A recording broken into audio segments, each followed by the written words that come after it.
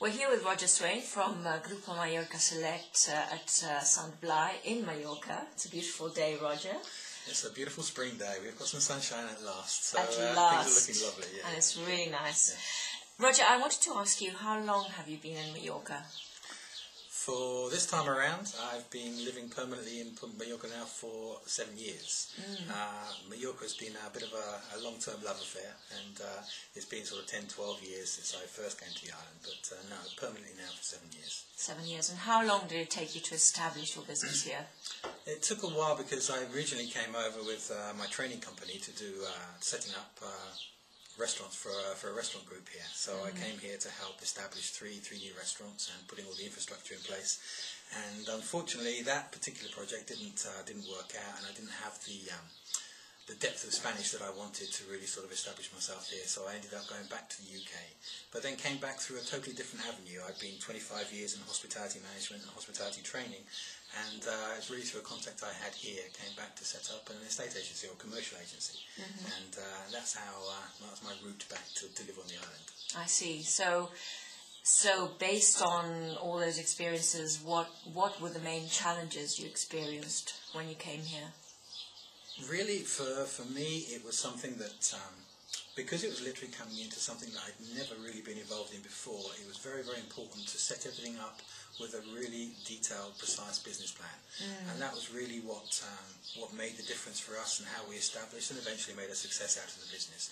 We really went into a lot of research into all the planning and the preparation for putting the business together with all the right links, with all the right departments, etc., of all the local authorities.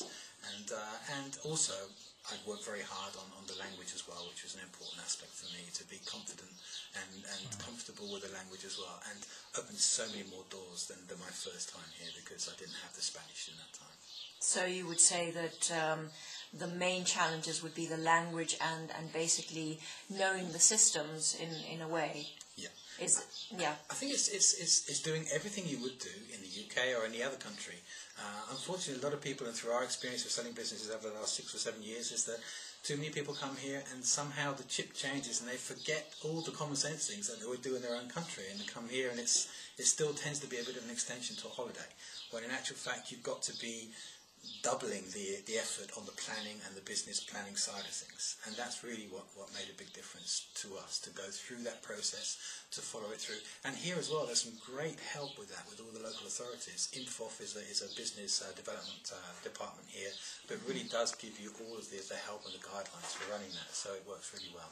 Right, so what advice would you give someone wanting to come and live and set up a business here in Mallorca? What advice would you give them?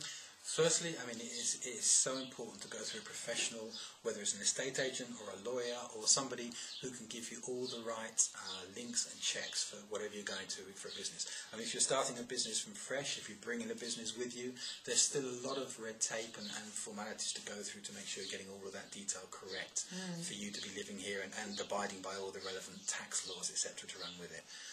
But ideally, if you're coming to buy a business that's here, it is so important to go through somebody who can do all the relevant checks for you and make sure that business is legitimate and has no debts on it, etc. Because there's lots of differences in the rules here than there are in the UK, and it's important to know those differences and be with somebody who can give you that information. So how could you help, Roger? Well, from our experience, we've been selling businesses now for, like I say, for 6, 7 years, and unfortunately we've seen a lot of very, very sad situations where people have come over and they haven't gone through the process they needed to, and they haven't planned it out properly, and have actually lost, everything they've had. We've got to the stage now where we've developed a complete business startup course to really help people pre-prepare for the move to Mallorca.